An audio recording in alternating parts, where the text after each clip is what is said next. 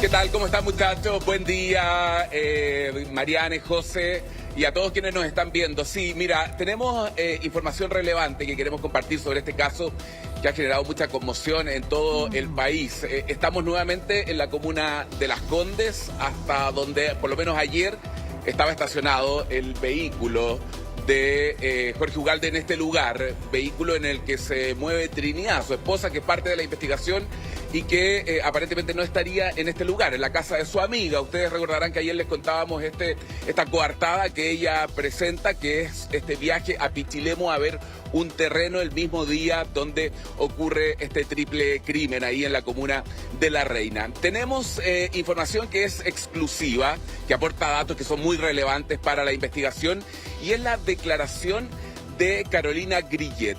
¿Quién es Carolina Grillet? Es la madre de estos dos jóvenes mellizos que fueron brutalmente asesinados, la ex esposa del fotógrafo de Eduardo Cruz Coque. Y ella, lo que dice en la declaración, la vamos a ir revisando textual para no equivocarnos y para que no haya muchas más interpretaciones, pero aporta datos muy relevantes respecto de esta sociedad que habría sido el móvil de este crimen, no un interés económico, de los montos, de las propiedades, de la relación, del episodio que ocurre el 3 de noviembre del año pasado, que es clave, cuando Eduardo Cruz Coque la llama a ella, a su ex esposa, con quien tenían una relación muy cordial. Habla de lo buen padre que era él, de lo preocupado que era, de la relación de cooperación que tenía permanentemente con el cuidado de sus dos hijos. Bueno, en ese contexto ella señala que él la llama ese mismo día diciéndole que lo habían envenenado, que se sentía mal, que por favor le preste ayuda. Ya vamos a estar revisando en parte eso, pero lo que señala en esta declaración, esto ocurre el 18 de octubre. Ella regresa al país porque estaba en Bariloche, a donde había viajado a un curso de plantas patagónicas. Dice que cuando se entera de esto, ella inmediatamente compra un pasaje de regreso a Chile.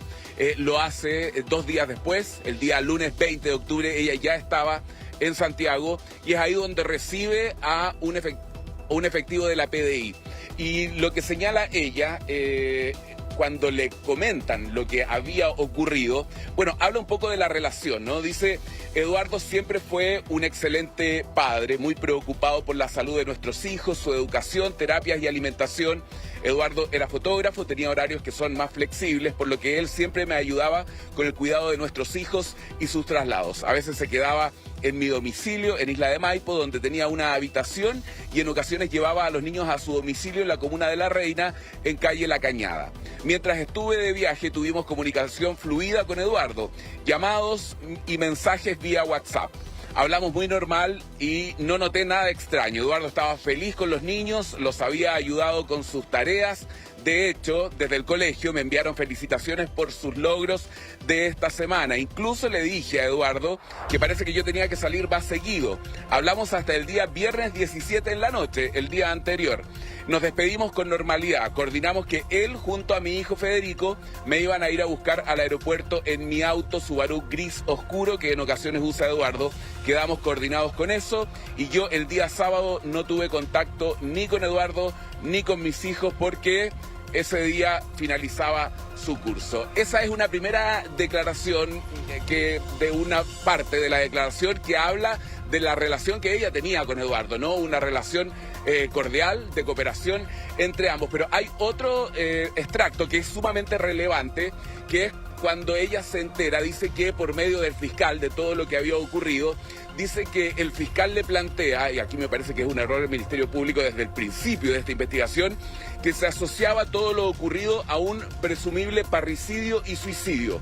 Dice ella que lo primero que le dijo al fiscal, inmediatamente le señalé que no había ninguna posibilidad de que así fuera, porque Eduardo amaba a sus hijos más que a nadie. Era el mejor padre del mundo, y tampoco creía posible que Eduardo se quitara la vida. Él era un hombre muy alegre, con mucha energía, amaba la vida, tenía una vocación de servicio enorme, trabajaba para la Teletón y trataba siempre con mucho cariño a todos los niños. Eso es lo que ella le responde al fiscal cuando el fiscal le entrega la primera información de lo que se estaba investigando.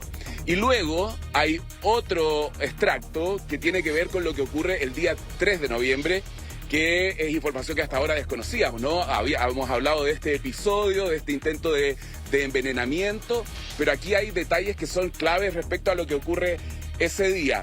Ella dice que ese 3 de noviembre recibe el llamado por teléfono, y esto es textual, lo que le dice Eduardo. Carola, la Trinidad me trató de matar, me envenenó, por favor ven a ayudarme. Palabras textuales de Carolina de lo que le habría dicho Eduardo en ese llamado telefónico. Su voz era somnolienta y su estado de conciencia estaba un poco alterado. Fue como un llamado de auxilio. En esa ocasión, Eduardo estaba con los niños en su casa en La Cañada. Le pregunté por ellos y él me dijo que ellos estaban bien e inmediatamente fui junto a mi hermano, Jaime, hasta su domicilio. Al llegar ahí, le pregunté a Eduardo qué había pasado y él me contó que en la tarde había llegado Iván Ugalde Parragués, así lo conocían a Jorge Ugalde, con un postre y un helado con frutillas y chubis, que son estos caramelitos de colores, ¿no? Diciéndole que Trinidad, su esposa, y era la hermana de Eduardo, les había mandado eso para que comieran. Entonces, eso es lo que ocurre ese día. Dice que Eduardo se comió toda su porción. No obstante, sus hijos señalaron que no querían comerla porque tenía un sabor raro y malo como a remedio. Incluso dicen que vieron un polvo blanco en este postre y que en el traslado él va vomitando en todo momento, que llegan, lo atienden, lo estabilizan y que no hacen la denuncia de este hecho porque no tenían dinero para costear los exámenes de saber cuál era ese supuesto polvo blanco con que los habían intentado envenenar. Así que bueno, son extractos, muchachos, yo tengo íntegra la declaración acá, los podemos ir revisando, pero esa era una primera parte que yo quería compartir con todos ustedes. Te pasaste, ¿eh? O sea, a ver, claro, no queremos, a ver, tenemos el caso del triple homicidio, ahora el relato de Carolina Grillet, que ha hablado de forma exclusiva con nosotros, y es parte ahora, lo que entregas tú, parte de la declaración judicial. Pero quiero partir por el final, porque me quedé como consternada con esto. El final de lo que acabas de revelar es que hablamos de noviembre del año pasado, cuando Trinidad Cruz Coque, hermana de la víctima, ¿verdad? Le regala unos helados con frutillas y chubis a Eduardo, su hermano, y a sus sobrinos, ¿verdad? Los mellizos, hoy fallecido de 17 años. Y en eso él come, los niños se resisten a comer mucho porque sintieron que el helado tenía sabor a remedio. Y como Eduardo sí comió, comenzó a sentir los efectos de un envenenamiento. Y aquí yo creo que es revelador lo que tú dices porque no sabíamos. Él lo primero que hace es llamar a su exesposa, la madre de los hijos, a Carola, para decirle: la Trinidad me trató de matar. La Trinidad me trató de matar. Le está haciendo esa llamada telefónica en medio de los efectos del envenenamiento cuando va rumbo a la clínica a tratarse los tres.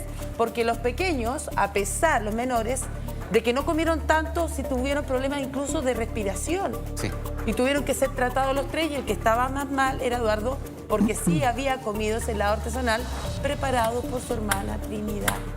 Y que, ¿sabes qué me sorprende lo que tú dices, Karim? No hacen la denuncia. Imagínate que él se da cuenta que los quería matar, Trinidad. No denunció a su hermana, pero habla, según Carolina, de más bien de una decisión económica, porque eso significaba hacer más exámenes, implicaba dinero. Exámenes. Claro, pero no denuncia a su hermana. Esto ya no se ve bien. Sí. Es bien extraño eso, porque es una situación gravísima, no solamente a su hermano, sino que también a su sobrino. O sea, Llega Jorge Iván Ugalde Parragués con este postre, con helado, con frutillas y con chubi. Lo consume él.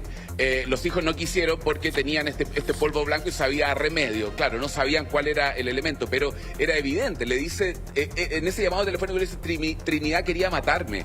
Y cuando describe ella, lo que pasa durante todo el recorrido es que él permanentemente en este traslado a la clínica Cordillera, están los documentos de esa atención médica, ¿ya? Él en todo momento va vomitando y él tenía claro que había sido un intento de envenenamiento. Eso era lo que le transmitía a Carolina, a su ex esposa, con quien se llevaba muy bien, compartían el auto, habían quedado que lo iba a buscar al aeropuerto en este mismo vehículo. Entonces por eso yo les comentaba el primer párrafo donde ella habla de la relación que tenían, para que se hagan una idea de que si bien estaban divorciados, tenían una relación cordial. De hecho, la primera persona a la que acude para pedir ayuda, este llamado de auxilio, es a su ex esposa, que lo lleva al hospital. Ahora, con lo estabilizan, de alguna manera le salvan la vida. Con esa declaración... Y luego dice que no hace la denuncia y que no hace los exámenes para saber con qué elemento lo habían envenenado, porque era muy costoso. Pero ella es que desde ese minuto le prohíbe, por ejemplo, a sus hijos que vayan o que se junten con sus tías. O sea, le prohíbe que vayan a su casa, que tengan contacto directo con ella. Dice que le parecían unas personas que eran... mira, dice que la parte de la herencia, esta parte es relevante, muchachos, denme un segundo. Dice que desde la herencia familiar eran propiedades, una casa en La Cañada, donde estaban estas 3 construcciones, una que arrendaban, en la que vive Eduardo, otra donde vivía su hermana Trinidad con su esposo Iván, y además de 3 departamentos que propiedades en total tienen un avalúo de 1.200 millones de pesos. Lo que dice, desde que conozco a Eduardo, su hermana Trinidad con su esposo Iván, siempre quisieron dejarlo fuera de todo. De hecho, aprovecharon mi divorcio con Eduardo para sacarlo de la sociedad familiar que tenían ellos 3, diciéndole que yo le iba a quitar todo, por lo cual, cuando Trinidad e Iván, su esposo y los padres de Eduardo, crearon esta sociedad, no lo incluyeron. Posteriormente fallecieron los padres de Eduardo, Trinidad quedó a cargo de todo, administrando esa sociedad. De hecho, por lo que me comentó Eduardo, Trinidad le pidió hacer un testamento donde la dejaba como única heredera a ella, lo cual Eduardo hizo. Eduardo siempre fue muy desinteresado y sumiso ante Trinidad. No obstante, desde el año pasado, como a mitad de año, él comenzó a exigirle más a Trinidad, ya que Eduardo no percibía ningún ingreso de las propiedades que arrendaban. Pidió que lo incorporara nuevamente a la sociedad. De hecho, ahora, la semana pasada, antes de que yo viajara a Argentina, Eduardo le comentó que había ido a firmar la venta de un departamento a Santiago, un departamento que tenía un valor de 80 millones de pesos y por los cuales Eduardo iba a recibir 30 millones de pesos. Lo que no sabe, hasta ese minuto de la declaración, Carolina no sabía si Eduardo había o no recibido esos 30 millones de pesos. Pero lo que ella describe es que siempre lo quisieron dejar afuera a Eduardo, de que él era bastante desinteresado y que nunca recibió dinero de los arriendos de estas propiedades, muchachos. Así que también son datos relevantes que de alguna manera podría uno pensar que avalan la tesis de la Fiscalía de que el móvil detrás de todo esto tiene que ver con un interés económico.